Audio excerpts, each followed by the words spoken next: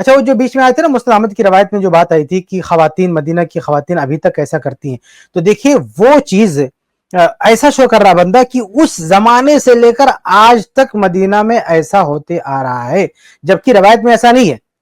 روایت میں ایک کسی راوی کا بیان ہے. اب وہ راوی کون ہے یہ بھی وضاحت نہیں ہے کہ کون سے راوی کا وہ بندہ ہے. وہ راوی نے اپنے دور کی بات کہی ہے لیکن وہ مکمل سند نہیں. ایسا نہیں کہ سند کے ہر طبقے کے ہر راوی نے بتایا کہ ابھی بھی ہو رہا، ابھی بھی ہو رہا، ابھی بھی ہو رہا، ایسا نہیں ہے.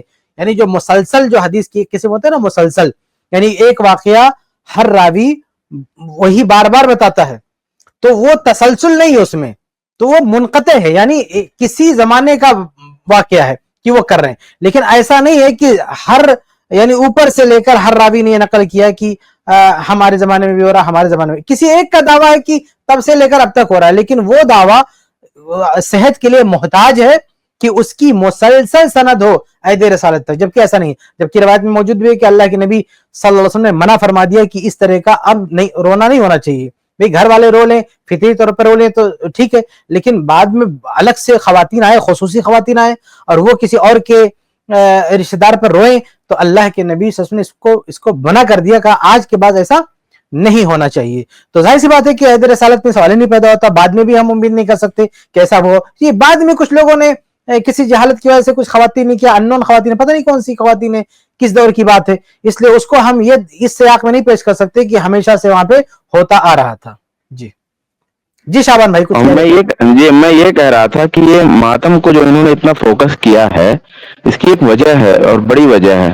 اصل میں ہوتا کیا ہے کہ چاہے کوئی جھوٹی چیز ہو، کتنی بھی جھوٹی ہو، لیکن جب اس کی منظر کشی کی جاتی ہے، چاہے ویژول ہو، مطلب دکھائی جا رہی ہو، چاہے اس کو سنایا جا رہا ہو اور چاہے اس کو پڑھا جا رہا ہو، جب اس کی منظر کشی کی جاتی ہے اور جتنی ڈھنگ سے کی جائے گی تو کتنا بھی آپ کو یقین ہو کہ یہ جھوٹ ہے مگر دل پہ وہ ایک اثر چھوڑتا ہے. تو ماتم کے ذریعے کیا کرتے ہیں کہ چونکہ اہل بیت کا ایک غلط ایک شبیہ پیش کرتے ہیں مظلومانہ طریقے کا، اور جو یعنی کہ حضرت حسن کی شہادت کا تو ایک معاملہ مطلب سچا ہے کہ وہ شہید ہوئے، لیکن اس کو جس رنگ اور جس ڈھنگ میں پیش کرتے ہیں اس رنگ ڈھنگ میں جو کچھ ملاتے ہیں تو ہوتا کیا ہے کہ لوگ اس میں اثر میں آتے ہیں.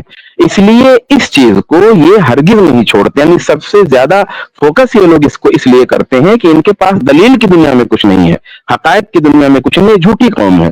اس لیے ایک ایسی چیز کا سہارا لیے ہوئے ہے کہ اس چیز کے ذریعہ یہ پوری دنیا میں اپنی فکر کا پرچار کر سکیں اور لوگوں کو اس میں داخل کر سکیں. اس لیے کہ مؤثرات قویہ میں سے، یعنی بہت جو پرزور طریقے سے جو چیزیں اثر کرتی ہیں ان چیزوں میں سے ایک ہے. اس لیے انہوں نے اس چیز کو پکڑا ہوا ہے. یہ ایک مطلب سائیکولوجیکل چیز تھی جو میں نے کہا اس کو عرض کر دوں. جزاک اللہ. السلام علیکم ورحمۃ اللہ وبرکاتہ.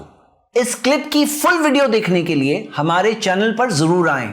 آئی پلس ٹی وی نے ایک نیا یوٹیوب چینل شروع کیا ہے جس کا نام ہے آئی پلس ٹی وی اختلاف کا حل.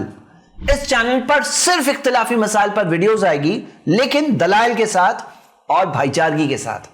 آپ کو میں دعوت دیتا ہوں کہ آپ بھی ہمارے اس چینل کو سبسکرائب کریں، ہماری ویڈیوز کو شیئر کریں اور نوٹیفیکیشن آئیکن کو آل سلیکٹ کریں تاکہ آپ کو ہماری ویڈیوز کا نوٹیفیکیشن مل سکے. جزاک اللہ خیر، والسلام علیکم ورحمۃ اللہ.